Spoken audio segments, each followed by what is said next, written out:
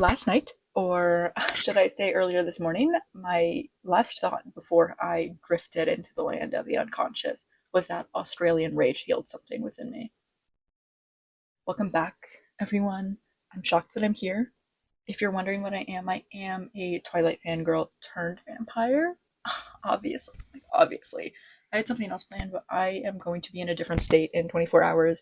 I need to finish packing still. So, we're here to talk about episode 2 of the Black Dagger Brotherhood on Passion Flicks.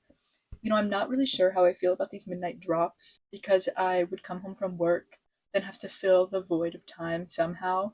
Last night, I went for a walk. In like the Black Dagger Brotherhood, when one of the characters, usually a man, gets like really mad, so they get on a treadmill and they're like, I'm running, and then they're like, an hour goes by and they're like, wow, 13 miles went by so fast. I wish I could just get like really mad at something and then like run a half marathon, you know what I mean? But like, I guess I'm not, I guess I don't have like a 6-chamber heart or something. I packed a little for my trip, only the essentials, of course. Talked to my cat. Your breed sickens me. Made some cookies. Then I got really tired. Run the tapes. You know the drill. Y'all know what time it is. It's 11:59.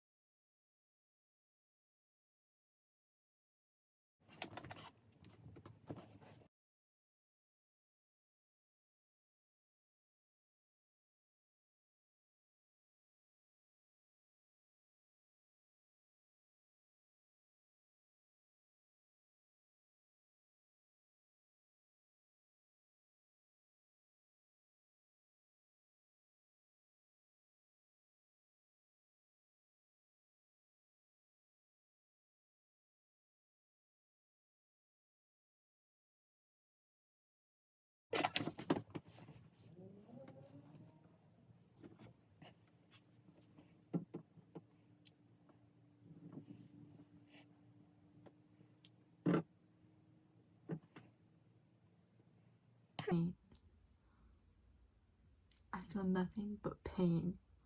I can't wait but that another week. Let's get into episode 2. Spoilers ahead, of course, obviously. So, the episode starts out with this sort of info dump about vampires and how they have to feed off of members of the opposite sex. We learn that Havers is attempting to find a way to live without doing that. For people who haven't heard of the Black Dagger Brotherhood or haven't read the books, this is like kind of helpful information, and it is also important because it does come up later in the episode, so I guess it like kind of works out. I'm for sure going to talk about this later, but like the adaptation element of this book to show is interesting. It's not exactly bad, but I do have some thoughts about it. After Havers leaves his little office with his Harvard diplomas on the wall, we see Marissa. Hate to see my girl so sad. Mr. X is doing his thing, whatever he's doing. Cherry Pie looks like Joey King. The Brotherhood shows up again. The things that happen in the book. Anyway, Rage pisses Wrath off by talking about how Wrath got laid, and I'm so sad that we didn't get to see the scene of Rage sort of apologizing to Wrath, which we do see in the book. I did check that. And I think that, sorry to get off topic here, sorry to go on a tangent, but Rage is such an interesting character, and although that detail is kind of small in the book, and would also probably be small in the show, I wish they had kept it in because it really highlights the very sweet side of Rage that is hidden. Even in the show, like the scenes that Rage is in, he kind of comes off as a little creepy at times, which I know he's supposed to be this like hot dude, but there are some scenes where I'm like, I would probably stay away from you if I met you in real life. But I think that scene of him apologizing to Wrath was kind of necessary, and I'm sad that it was not in this episode. I'm hoping it comes up later, but the fact that they're following this book so like closely for the adaptation, I would be kind of shocked to see that, and I'm kind of shocked that we didn't see it in the first place. I am obsessed with the fact that Rage has an Australian accent. In episode 1, we don't really hear too much. because the Brotherhood gets like one line apiece and then they disappear. And I thought that all of them, would have their American accents except for Wrath because it's canon and all that. The fact that he has an Australian accent, I know that the guy who plays Rage is Australian because he was in Mako Mermaids. Land boys and mermaids are not meant to be together. So when he busted out the Australian accent, pure joy. I felt it right here, in my heart, deep in my heart. Speaking of Rage, I think my mom put it perfectly, actually. I will feel cheated if we don't get the dragon this season. I will be enraged. Me too, Mom. Me too. I told her about Australian Rage also, first thing when I woke up this morning. I'm obsessed with the show, but Australian Rage truly is my favorite thing. I want to personally thank Passionflix for this decision, even if it was like a last minute thing. Like, genuinely, thank you so much. Like, I didn't know I needed this. The members of the Brotherhood are doing fine. Like, we really don't see too much of them in these first two episodes except for Vicious and Rage, so I can't really make that much of a judgment of them too early on. However, I do want to talk about Butch because Butch is killing it. I remember when I first read Dark Lover, Butch and his perspective were very secondary. I didn't care about Butch that much because I was more focused on Wrath and Beth. But Butch really is a main character, which is a wild concept. Wrath and Beth kind of run off, and I was thinking, like, I hope Butch is doing alright. Like, kind of care about him a little bit this time around. I think also his Boston accent suits him very well, like just the man himself. So honestly, like if he had didn't have that kind of accent, didn't talk that way, and I heard it, I might freak out a little bit, honestly. There's one scene where Vicious pops up out of nowhere. Seriously, the dematerializing thing is doing something for me, and I don't know if it's a good thing or not, but he pops out of nowhere and leans against the stairs. And I swear to God, the demon that possesses Machine Gun Kelly momentarily exited his body and entered mine because the only thing that I could think of was emo, emo, emo, emo, emo. He's so emo. Like, I think the residue of that demon is still inside of me, unfortunately.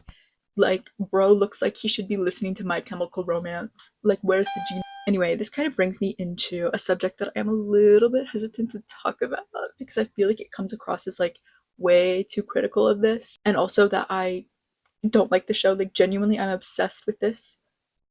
This is the best thing that's happened to me all year. Anyway, and the thing that I'm going to talk about is the adaptation element of the show. My bingo board is screwed, by the way. I'm throw it away. Throw it away. I'm not really sure, how to feel about the show being so similar to the book. Like, it really does feel like the book version of the show. And I know there's this whole thing online about how people want to watch movies and shows that are adapted exactly like the version of the book, which to each their own. I understand it. And I think it can work for some books, some movies.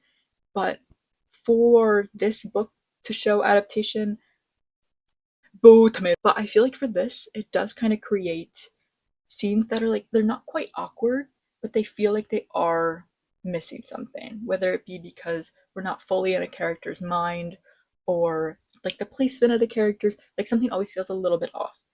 Not always, but every once in a while there would be a scene where it's like, this would make more sense if we were like inside of a character's mind right now, which we're not. And like there are some scenes that I kind of wish we just got more out of, like the scene where the Brotherhood shows up and Rage should have apologized. Because when I'm watching this, I am really noticing how much of the information we gain from the characters in the book is through their internal thoughts. So instead of, there being a narration, we have to rely on like facial cues and body language. And like that's not a problem. I'm not sitting here and saying that relying on things outside of words is bad. Every show and movie does that, but so much of Dark Lover, like any other book, has a lot of internal thought processes that really builds the character. And I feel like there are some scenes where the character building is, I don't want to say lacking, but I want to see more. Like I want to see more of the character interactions, possibly that existed outside of the book, just to build the character more. Because I feel like the fact that there are internal thoughts missing, you kind of have to make up for that a little bit. And like this is happening because the adaptation is too similar, which I feel like is both a compliment and a criticism because it's like summed up, it sounds like a horrible thing to say. Like, oh, your adaptation is too good. It's too good. Your adaptation is so good that it's bad, you know? But I I just feel like some things are very subtly falling through the cracks. You know what I mean? Like like I said, like watching the show is one of the best experiences of my life right now. Like I'm loving it so much. Like I don't want this to come off as me being like upset about what's happening or like angry or like disappointed. Like I just want a little bit more. I'm not mad at it. You know what I mean? I'm not mad. I'm just saying what I think. You don't have to agree with me. I you don't have to. You can think your own thoughts. The episode ends with Beth learning about being a vampire, and you really do realize that she's had a rough 72 hours. Poor Beth, honestly. I do like the focus on Wrath. You know, I don't know that I appreciated it that much when I read the book, but that, I don't know, something about that focus on him really does it for me.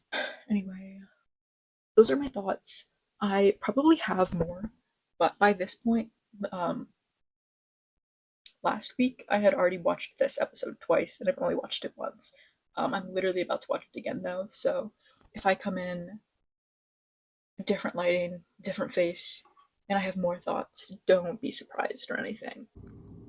Wrath should do like ASMR stuff. Like compile everything he says and send it to me. I know someone who would love it. I also might talk about this a little bit more next time if I do this again. I just really am like got like this much time to do anything right now. So my bingo board, if you're wondering, we didn't get bingo, but we are so close. As mentioned earlier, my bingo board is screwed because there are some things that simply are not going to happen if this follows the book as closely as it does. We got We're Not Like Other Vampires, with Wrath saying that some tale about vampires is like an old maid's tale or something. I don't know. That counts. We're not like other vampires. And then the Beth girl boss moment that I had in my mind when making this bingo board kind of appeared when she says something along the lines of, the only thing that's making this horrible situation better is knowing that you want me more. Beth girl boss moment. She actually had a few in this episode. But anyway, looking forward to episode 3. Like, I passion flakes, if you want to hit me up, if you want to send it to me early, my DMs are open. My Instagram is in the description below. I like Johnny Depp, actually. Anyway, I'm gonna go cry.